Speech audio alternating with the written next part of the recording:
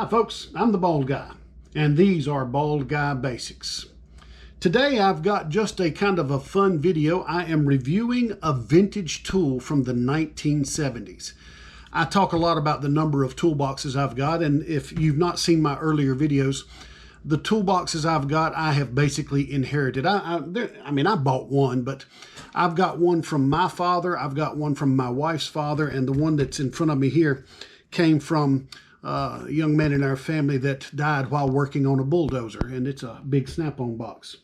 Especially with the tools from the previous generation, or the toolboxes, I came upon some tools that were what I consider vintage, stuff that you just don't see anymore.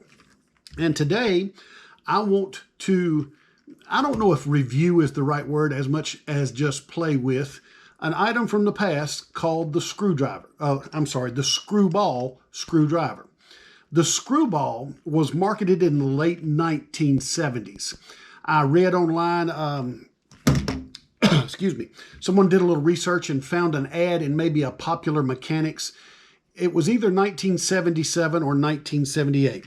But what you have here is a simple screwdriver that has a ratcheting mechanism, and as you look down the shaft of it, there are 4 compartments here, well, 3 compartments, and then a control lever. The control lever in the middle position where it's at now locks the thing in so I can use it like a standard screwdriver. And then I can reverse myself with the ratcheting feature. And the little plastic collar here can be turned, and I've got to keep it upright because there are holes here where you can store up to 3 separate bits.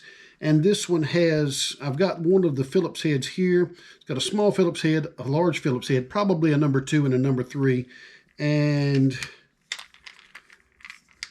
then a standard size flat head. But I've got my trusty little 2x10 workspace here, and I'm simply going to make sure I got this. I think I need to go the other way. I'm going to show you how handy a vintage tool can be. Same screw I've used in other videos, a number 6 3/4 inch screw. I'm just going to I have not pre-drilled the hole.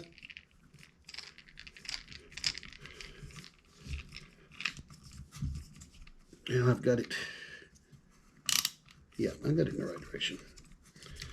When the screw gets tight enough, which I'm not even, there we go.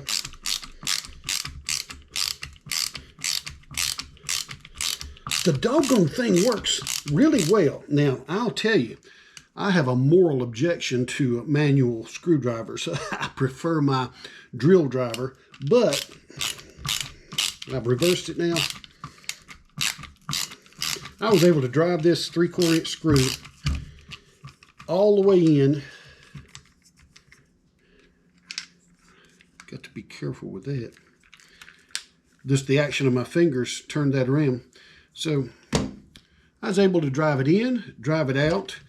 The thing has an aluminum shaft along with a magnetic, there's a magnet inside this thing somewhere that allows you to kind of hold on to the bits so the bits stay in place fairly well.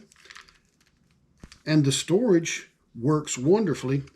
When I told you I looked at it online, the reviewer there said, I wonder if this wasn't a Ronco product. And if you're not old enough to know about Ronco, all during my youth growing up, there would be the Ronco was one of the first to do the infomercial. And he sold everything he could create for $19.99 or $9.99. You know, it was always that little interesting price point. But here is an item that is going on, it's more than 40 years old.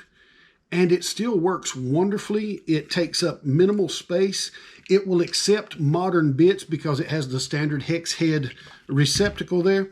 So if you happen to run up on one of these, and don't throw it out. It's not a bad thing to have. So this was made by the S/V tool company. Patent pending, but it's just a Screwball is the brand name, ratchet driver. The thing looks like a fisherman's plastic bobber that he would use on his fishing line. but it's a pretty handy thing to have around. And not that I'm ever going to use it that much, but isn't it interesting to find that what our fathers and grandfathers used is still pretty doggone effective today. I'm the Bald Guy, wishing you the absolute best. I hope you'll subscribe to the channel, leave us a like, leave us a comment. You can also find these videos cross-posted on my Facebook page at Bald Guy Basics on the Facebook platform. And you sometimes will get a few live updates there that I don't do on the YouTube page. So hope you'll visit with us there, and I'll see you on the next video.